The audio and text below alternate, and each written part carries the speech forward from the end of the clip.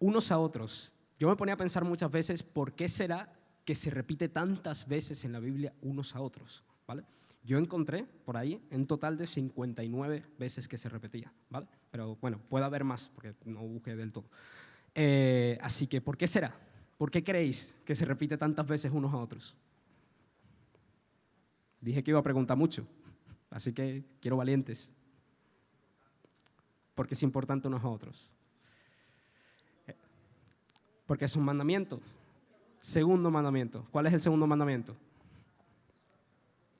Amaos los unos a los otros como yo os he amado. Hay que decirlo completo. Entonces, Jesús nos enseñó a amar. Por eso es que Alex decía en la presentación, amaos los unos a los otros, porque al final toda nuestra identidad como cristianos, aparte de ser hijos de Dios, el ser hijos de Dios también implica que nos amemos los unos a los otros.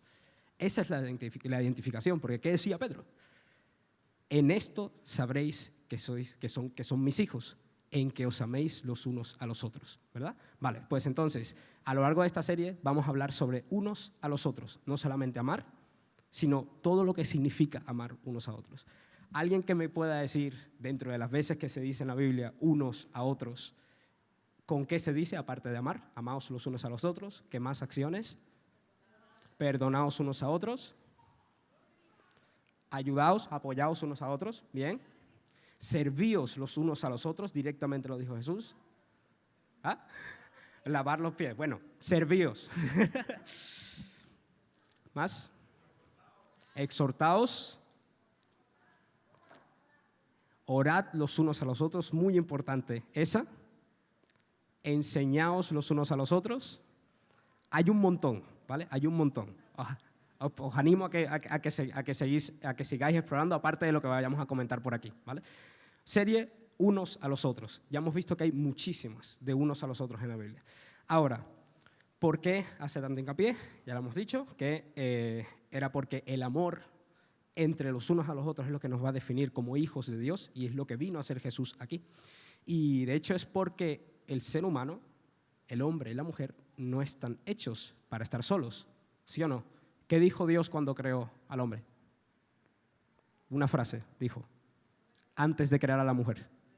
No es bueno que esté solo, no es bueno que el hombre esté solo, que la persona humana esté sola, ¿vale? Está hecha para estar en comunidad, estamos hechos para estar en comunidad. Por eso es que la iglesia no es simplemente un edificio, una construcción, es el cuerpo de Cristo y cada uno de nosotros tiene su función dentro, ya sea en lo que sea, ya sea servir en las luces, por ejemplo, o ya sea servir aquí, o en diáconos, o en limpieza, lo que sea. Pero cada uno tiene una función. Y como ya hemos dicho otras veces, el cuerpo, si a mí no me funciona un dedo, ¿vale? Puedo seguir viviendo, pero me va a costar mucho más, ¿verdad? Si a mí no me funciona un riñón, vaya otra vez, puedo seguir viviendo, pero me va a costar mucho más, ¿vale? Cada uno tiene su función, como un cuerpo humano normal, ¿vale? Entonces, hemos sido creados para estar en comunidad, para ayudarnos los unos a los otros y para amarnos los unos a los otros. Ahora, ¿por qué nos cuesta?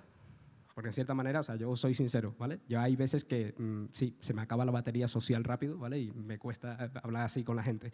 Pero de entre todas las cosas que pasaron cuando ocurrió la caída, cuando se ocurrió el primer pecado, ¿vale? Esto lo hemos dicho también por aquí, que es ¿qué relaciones se rompieron cuando ocurrió la primera caída? ¿Alguno se acuerda de los que haya estado? Ana no, gracias. ¿Alguno se acuerda? ¿Qué relaciones? Había 4. Más o menos. ¿No? Dios con el hombre, ¿no? Se rompió nuestra relación directa con Dios, que tuvo que venir Jesucristo aquí para poder restaurar esa relación, ¿verdad? ¿Qué más? Unos con los otros. Con los demás, se nos rompió la relación con los demás también. Nos cuesta ahora amar a los demás de la misma manera que Jesús nos amó a nosotros. Esa frase de que ama a tus enemigos como si te amaras a ti mismo. Eso no lo puedes hacer fácil. Y eso Jesús lo dijo. Y así es como estaba destinado a ser desde un principio, pero por el pecado eso se rompió. Se nos rompió también la relación con la naturaleza, ¿vale? Estábamos destinados a no me sale la palabra ahora, ¿vale? Pero es para administrar la naturaleza de cierta manera.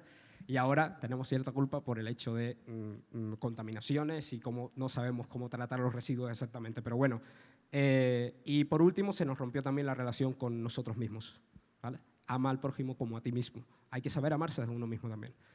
De entre todas estas 4, nos vamos a centrar en esta serie en amar a los demás, ¿vale? La relación con los demás. Entonces, me gustaría, Mary, porfa, Hebreos 10:25, si me lo puedes poner ahí. No dejando de congregarnos, como algunos tienen por costumbre, este es Pablo hablando a los hebreos, dice, sino exhortándonos, ya hemos visto que se decía exhortaos los unos a los otros, y tanto más cuando veáis que aquel día se acerca, que es cuando Jesús, la segunda venida de Jesús.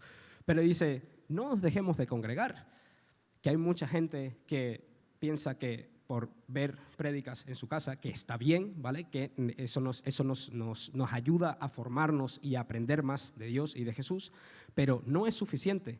Hay que congregarse. ¿Por qué? Porque Dios sabe que estamos hechos para estar en comunidad, ¿vale? Este versículo está muy bien, lo hemos visto y se ha predicado muchas veces, pero hay uno antes que también dice algo importante. Ve al 24.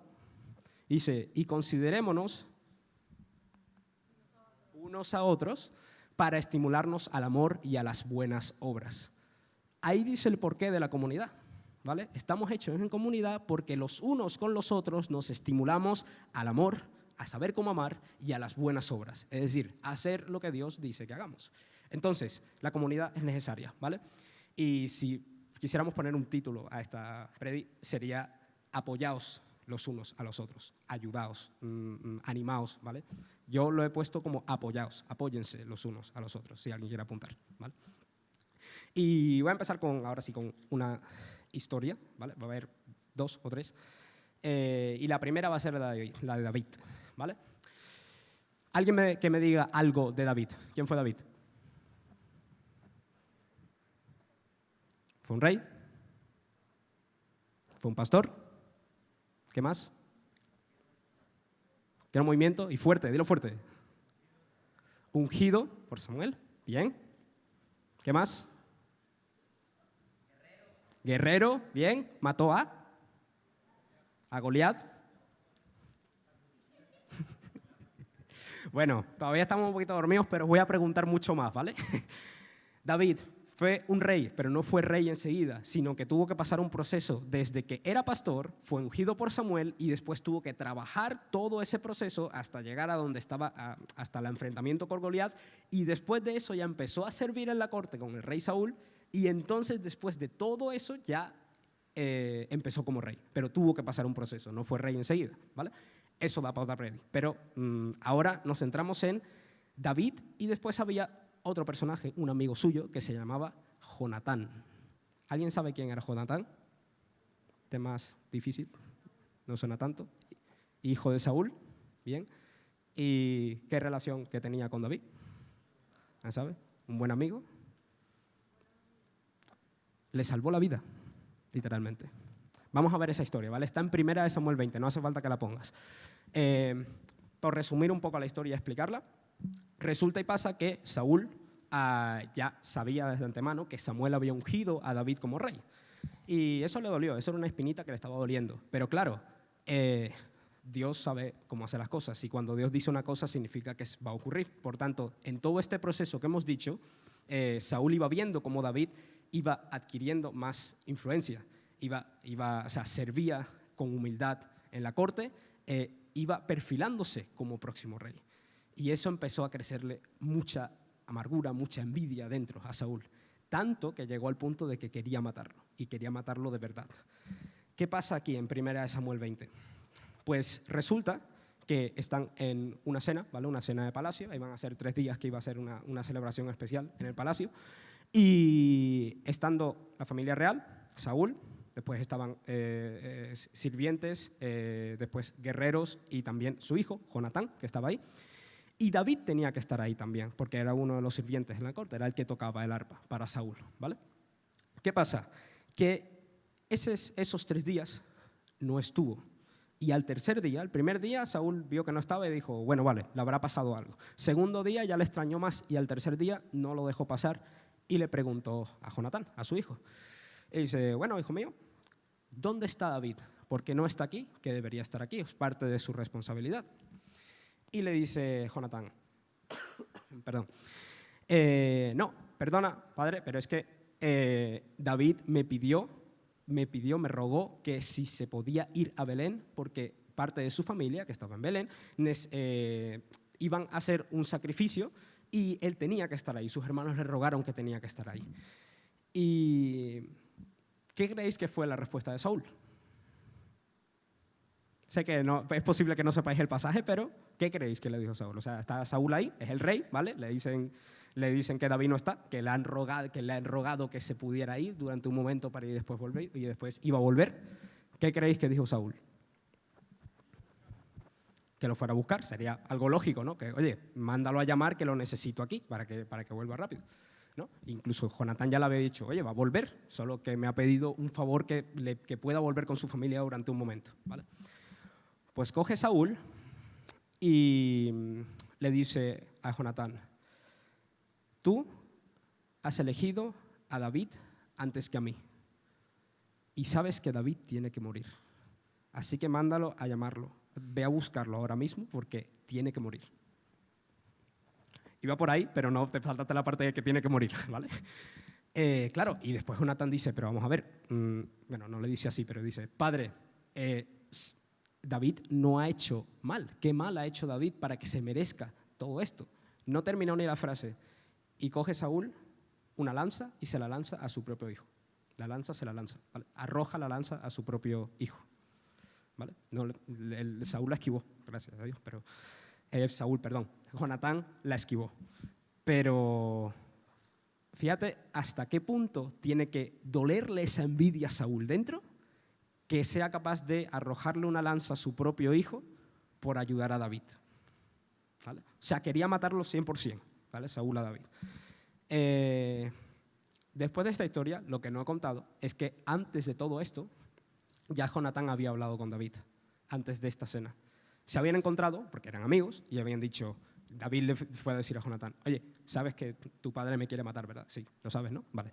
Pues, por favor, ayúdame, o intenta avisarme de cuando veas algo raro en la corte de que puede indicar que me quiere matar o que está intentando planear algo para matarme. Y le dice Jonatán, tranquilo, yo soy tu amigo, te debo mucho también, te quiero mucho y te voy a avisar, ¿vale? Pero vamos a hacer un plan. Sabes que viene una cena en la que puede aprovechar Saúl para matarte, así que vamos a hacer esto. No vengas, escóndete y yo te voy a avisar de si pasa algo malo en la cena y que indique que Saúl quiere matarte. Ya ellos habían hablado de antemano, antes de que ocurriera esto, ¿vale? Y después ocurrió todo lo de la cena, lo que acabo de contar. Entonces, después de esto, después de que, vuelvo a la historia del presente, después de que Saúl le arrojase la lanza a su propio hijo, su hijo se fue corriendo, súper enfadado, y se va a las afueras, al jardín, como si fuera a practicar tiro. No era con arco, era con otra arma que ahora mismo no me acuerdo, ¿vale? Pero se fue con un sirviente y él estaba lanzando esta arma, eran como una especie de bolas. Y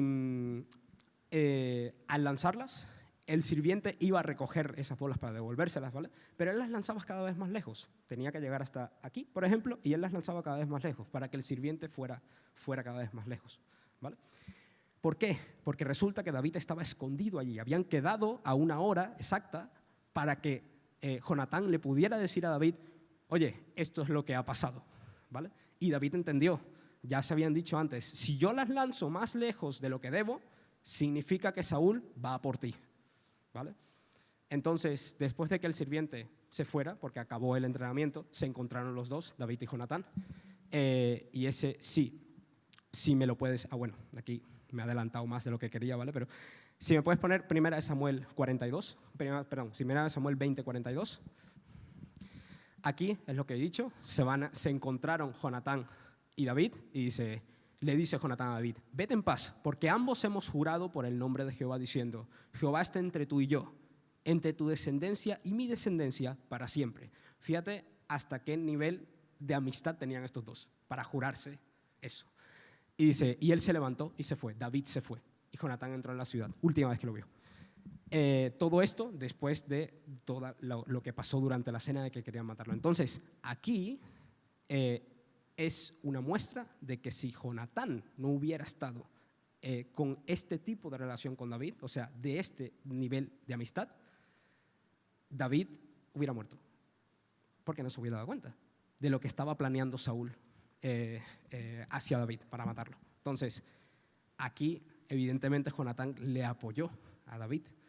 Por eso es importante tener gente, ¿vale? Esto es un ejemplo de muchos que hay en la Biblia. Pongo otro, ¿vale? Vamos al caso de Esther, que es un poco más conocido porque se ha dicho muchas veces aquí, ¿vale? ¿Quién era Esther? ¿Quién era Esther? Reina Esther. Doy una pista. ¿Nadie? Wow, una reina. Wow. Vale, reina Esther, era una reina, ¿ok? ¿De dónde? ¿Reina de dónde?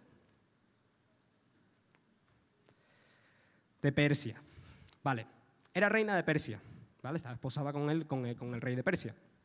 Entonces, ¿qué pasó durante esta historia de Esther? Capítulos 3 y 4, los resumo, ¿vale?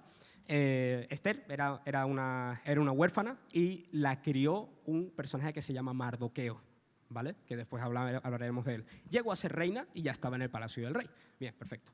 Pues resulta que aparece un tío que se llama Amán, ¿vale? ¿Quién era Amán?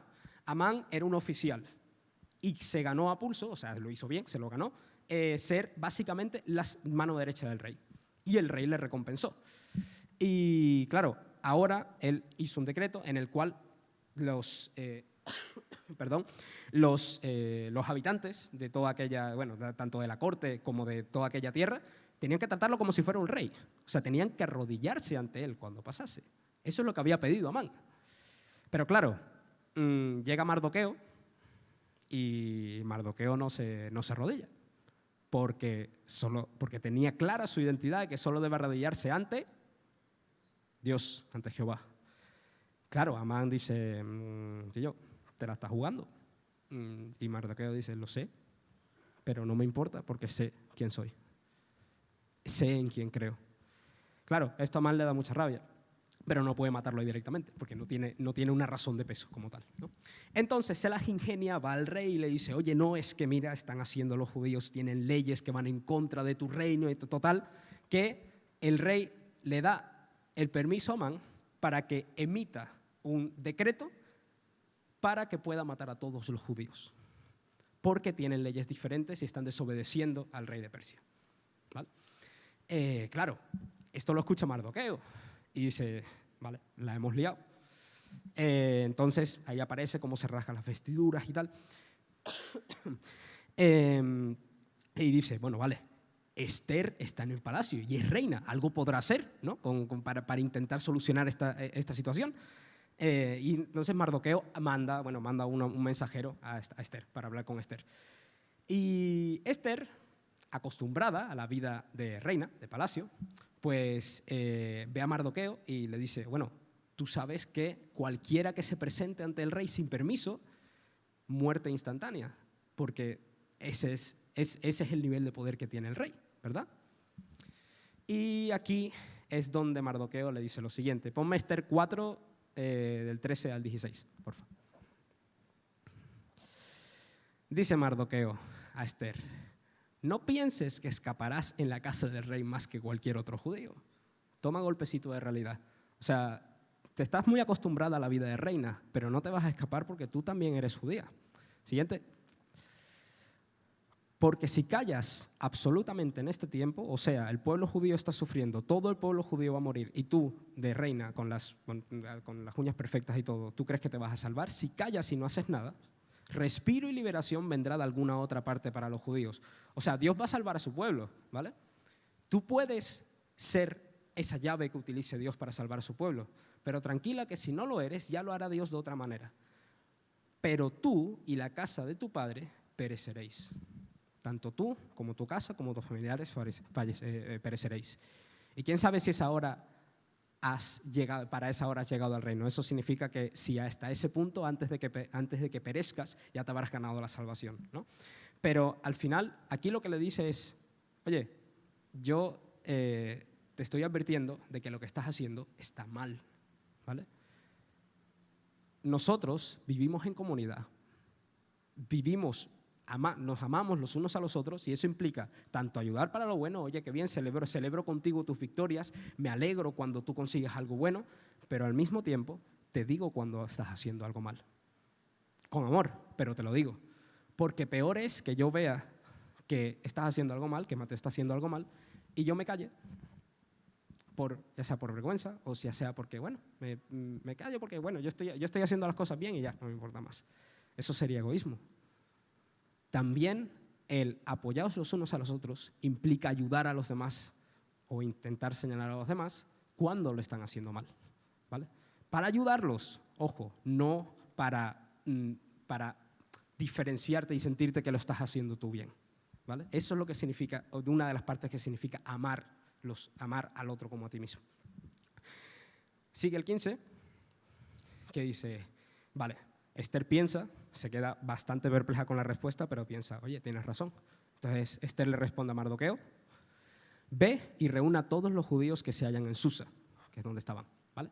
Y ayunad por mí, no comáis ni bebáis en 3 días, noche y día. Yo también con mis doncellas ayunaré igualmente, y entonces entraré a ver al rey, aunque no sea conforme a la ley, y si perezco, que perezca. O sea, Mardoqueo le hizo le hizo ver a Esther lo que estaba haciendo mal. Y no solamente eso, sino que le dio el empujoncito para que Esther dijera, vale, ok, esto es lo que quiere Dios que haga, así lo haré. Y si perezco, que perezca, no me importa. Oye, un ejemplo perfecto de lo que podemos hacernos los unos con los otros. Cada uno le podemos dar el empujón que necesita a la otra persona. Tanto cuando lo está haciendo bien, que oye, nos alegramos bien, pero cuando lo está haciendo mal, pues también te tengo que decir, te tengo que advertir, ¿vale? No te puedo obligar, porque tú eres libre de tomar la elección que quieras. Así Dios también te trata, tú eres libre de tomar la decisión que quieras. Pero sí te puedo decir cuando estás haciendo algo mal, ¿no? Entonces, contraste de las dos historias, tanto para bien como cuando se está haciendo algo mal. Voy para lo último, ¿ya? Que es, vamos un poco más un poco más cerca en el punto temporal de la historia, y ahora vamos a las cartas de Pablo a las primeras iglesias, ¿vale?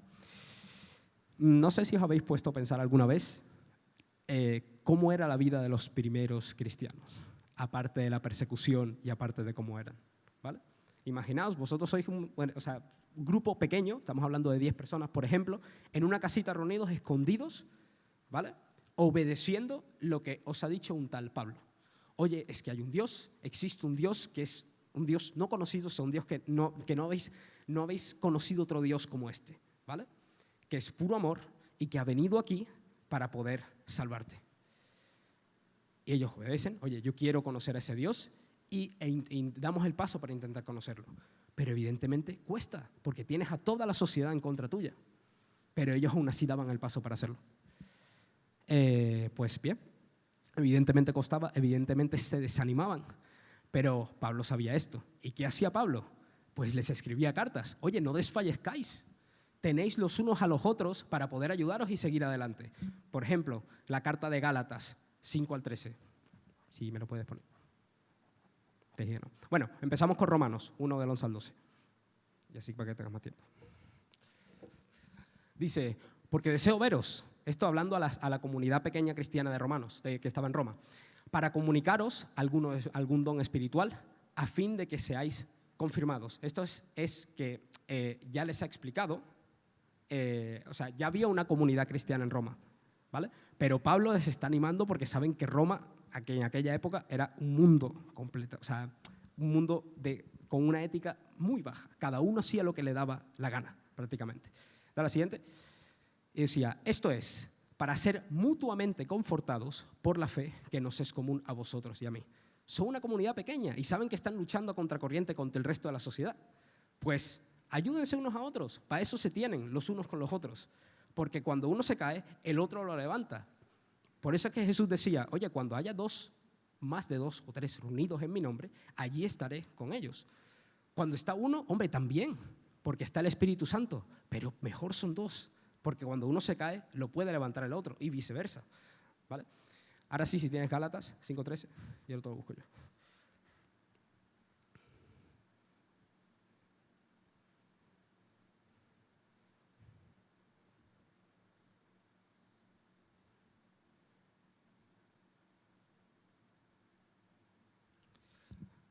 Mientras tanto, también había comunidades cristianas en Colosas, y les decía Pablo en Colosenses 3:16, la palabra de Cristo mora en abundancia en vosotros, enseñándoos y exhortándoos unos a otros en sabiduría, otro de unos a otros, cantando con gracia en vuestros corazones al Señor con salmos e himnos y cánticos espirituales, porque estaban en la misma situación. Oye, necesitamos ayuda, un confort, no un confort, pero un ánimo espiritual que nos ayuda a seguir adelante, porque tanto ellos que estaban en esa situación de que estaban luchando contra corriente, eso es un obstáculo espiritual, pero ese obstáculo espiritual no es único de esa época. Nosotros ahora aquí, cuando pasa cualquier cosa de que perdemos un familiar o no se nos da un examen que no pasamos o que queremos hacer algo y al final no nos sale como queríamos, sigue siendo un obstáculo espiritual. Pero ahí tienes a tu hermano para apoyarte y de hecho te puede dar hasta una solución que es de la que no habías pensado, ¿vale? De ahí que se tengan unos a otros, ¿vale? Hay más, tenemos en Romanos, tenemos en Tesalonicenses, tenemos en Gálatas, hay muchas partes de la Biblia donde se dice ayudaos, exhortaos, enseñaos los unos a los otros, porque eso es lo que significa amarse los unos a los otros, ¿vale? Esta es la última de las historias y para cerrar quiero poner una pequeña conclusión, ¿vale? Hemos visto ejemplos hasta ahora de lo que puede significar, de lo que significa el apoyarse los unos a los otros, ¿vale? De gente que ha dado un paso adelante, de que estaba pasando una situación difícil por su fe, ¿vale? No solamente por el tema de la vida, sino por su fe, y aún así seguía adelante, gracias a que era apoyado por gente que le rodeaba. Voy a poner dos ejemplos actuales, ¿vale? Uno lo vais a conocer o les sonará a bastantes de hecho, que es Charlie Kirk. ¿Sabéis quién es? ¿Sabéis quién es? ¿Sí, no? ¿Os suena? Vale. Él, aparte de ser político, ¿vale?, es también evangelista. Esta persona, se ponía en público no solamente a debatir, sino a evangelizar, ¿vale? Él, aparte de que también, él discutía con ideas políticas, ¿no?, pero sobre todo llevaba también evangelio a aquellas personas que estaban debatiendo con él. Él no debatía únicamente para ganar, o no era su objetivo ganar. Su objetivo era reflejar también lo que dice la Biblia sobre el evangelio, ¿vale? Y como sabréis, él falleció, fue asesinado por esto, ¿vale? Y él ya lo sabía, que podía correr ese riesgo, pero se apoyaba, por ejemplo, en su esposa para poder seguir adelante con esto, ¿vale? Os digo otro ejemplo que no es tan conocido, pero para mí sí ha sido un pilar, ¿vale?, que es Bobby Bauchman. Él también murió por cáncer hace unos meses, pero ha sido un ejemplo. Él era pastor y también era un ejemplo para muchas familias, sobre todo para cómo llevar el ministerio del esposo dentro de las familias, ¿vale? Todos estos son ejemplos actuales, ¿vale?, de gente que llevaba una fe y que animaba a los demás a seguir adelante, ¿vale? Y yo os pregunto, ¿vale?, viendo esto, que se empiezan a ir figuras importantes, ¿vale?, porque todo el mundo tiene un fin, ¿vale? Nadie es eterno. Y también me viene a la cabeza el ejemplo, el evento que se hizo ayer, ¿vale?, la caminata que se hizo hasta la Alameda del Día del Evangelio. Oye, fue un evento bonito, pero me llamó la atención de que los que lo organizaban y también el predicador invitado eran bastante mayores, ¿vale? Va a llegar un momento en el que se irán. Cuando se vayan, ¿quién va a hacer esos eventos? Nos toca a nosotros, chicos. O sea, nosotros somos el siguiente paso, los siguientes que nos toca. Ellos han ya plantado la semilla, ya han hecho su parte para que nos llegue a nosotros, ha crecido en nosotros y ahora nos toca a nosotros seguir animando a los demás para que sigan adelante, ¿vale? Esto me pasó también en un camping de Hillsong que hice unos años, tenía yo 18, ¿vale? Tengo 25 ahora, pero en ese camping hubo una chica que dijo una frase que me impactó, y es que yo por ese tiempo yo servía, yo conocía a Dios, ¿vale? Pero me costaba mucho leer la Biblia, por pereza, básicamente. Y ella dijo, oye, hice una pregunta sobre las Escrituras y ni nadie de allí ni yo la sabía. Y ella dijo, si vosotros no conocéis las Escrituras, cuando alguien que de verdad no las conozca, que ni siquiera conozca a Dios, haga una pregunta, ¿quién creéis que la va a responder? ¿Quién le va a llevar el evangelio a esas personas? Somos nosotros, soy yo, eres tú, Mateo, eres tú, Liz, eres tú, Ana. O sea, somos todos los que estamos aquí. Ahora nos toca a nosotros el siguiente paso. Así que, ok, tenemos figuras, tenemos ejemplos a seguir, para eso está la Biblia, ¿vale? Para que no desfallezcamos y veamos que sabemos que va a salir bien porque Dios está con nosotros, pero requiere un paso por nuestra parte, ¿vale? Así que este mensaje, más que teología, era más de ánimo. Estamos los unos con los otros para apoyarnos, para animarnos, ¿vale? Pero hace falta que demos el paso, porque si no, Dios no actúa. De nuevo, Dios te deja tu libertad. Dios tiene poder y Dios hace las cosas por medio de nosotros, pero somos nosotros quienes tenemos que abrirle los brazos para que lo haga. Si no, no ocurre nada, ¿vale? Así que por aquí era el mensaje que quería dar hoy. Apoyaos los unos a los otros. Más en los días venideros, en los domingos venideros, veremos más qué es lo que significa más amar los unos a los otros, ¿vale? Pero hasta aquí era la palabra de hoy. Así que me gustaría orar para cerrar. Padre, gracias, Señor, por lo que hemos oído hoy, por lo que tú has querido hablar hoy, Señor. Y, Padre, te damos gracias también porque de una u otra manera, ya sea un detalle u otro detalle, tal vez un detalle que yo no haya visto, Señor, pero que otra persona de las que estamos aquí sí lo verá, Señor. Gracias por la palabra que nos has dado, gracias por lo que hemos podido aprender, por las historias que tal vez no conocíamos con esa profundidad o detalles que no hayamos visto, Padre. Que seas tú, Señor, llevando y tocando los corazones que estamos aquí mediante esta palabra, de una manera u otra, Padre. Tal vez de maneras que no imaginemos. Tal vez de cosas que algunos tal vez no les hayan prestado atención, pero otros sí, Señor. Gracias, Señor, por la oportunidad que tenemos de aprender de ti. Y que seas tú acompañándonos también en esta semana que viene, Padre.